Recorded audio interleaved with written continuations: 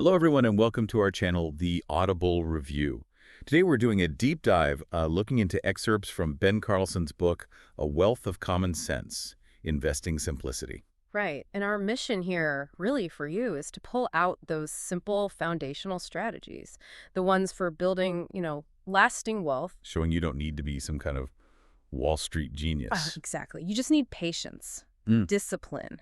It's about getting past this idea that complex is always better. Which is everywhere in finance. It is. So instead, we're focusing on consistency and, well, just being process-driven in your investing. Okay, let's unpack that then, this simplicity idea, because like you said, it really does fly in the face of what the industry often sells us. Most people sort of assume investing well means timing the market, predicting the next big thing. Yeah, and Carlson argues that's exactly where most folks go wrong. It's a big trap. What's really key here, and the book highlights this, is the difference between preparing for the long haul and predicting short-term noise. Preparing versus predicting. Okay. Right. Prediction. That leads to jumping in and out, high costs, and maybe worse, making emotional mistakes. Simple, consistent action just works better. It outperforms chasing returns pretty much every time. Okay, but let me push back a bit. For our audience who are generally well-informed, doesn't just say buying an index fund feel a bit, well, basic. Like maybe you're leaving potential gains on the table. That's a fair question. And it leads us perfectly into the next big section of the book, which is all about psychology. Because the money you think you're leaving on the table, it's usually lost to bad behavior, not bad investments. Carlson puts it bluntly, doesn't he? He says, your worst enemy in investing isn't the market, it's you. That really hits home. We talk about fear and greed, we know they exist, but we still fall for them. Why is that? Why do even smart investors sometimes panic, sell in a crash, or, chase the latest hype like meme stocks or whatever, even when they know better? Well, it's because the market is almost perfectly designed to test your emotional resilience, your mental stamina. And maybe the biggest takeaway from the book is that investing success isn't really about raw intelligence. It's much more about temperament, staying calm. All the noise. The 24/7 news. Exactly. It triggers those primal fear and greed responses.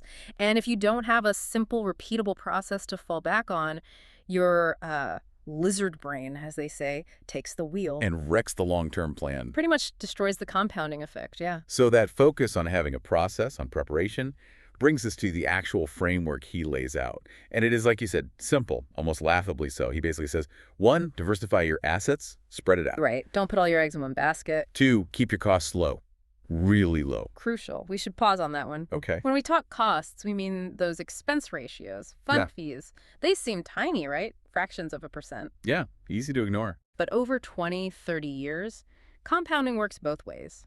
Those tiny fees eat away a huge chunk of your potential returns. The difference between, say, a 1% fee and 0.1% is just monumental long-term. Good point. Okay, number 3 was rebalance occasionally. Yeah, and that's a great example of letting a simple rule guide you, not emotion. How so? Well, you're not guessing if tech is too high or bonds are too low. You just mechanically sell some winners, buy some losers to get back to your target allocation. So it forces you to buy low and sell high without thinking about it. Exactly. It imposes discipline. And then the last one, number 4. Stay invested, no matter what. Ride out the storms. And that's maybe the hardest one. But it ties into that quote Carlson uses. The most boring investment plan is often the most effective. Boring but effective. Wealth isn't built on finding the next 10 baggers overnight. It's built slowly, steadily through that kind of discipline. Consistency wins. So wrapping this up, this deep dive really shows how Carlson just cuts through all the financial jargon, all the noise. What he offers is clarity. And I think confidence that comes from having a solid process, focusing on preparing, not trying to predict the unpredictable. Absolutely. And maybe the final thought we can leave you with, something to mull over about your own finances, is this. Could it be that the biggest complication in your investing life is actually the belief that things have to be complicated?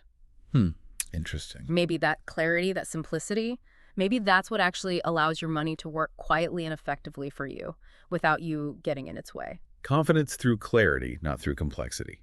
Something to think about. Do like, share, and subscribe to our channel.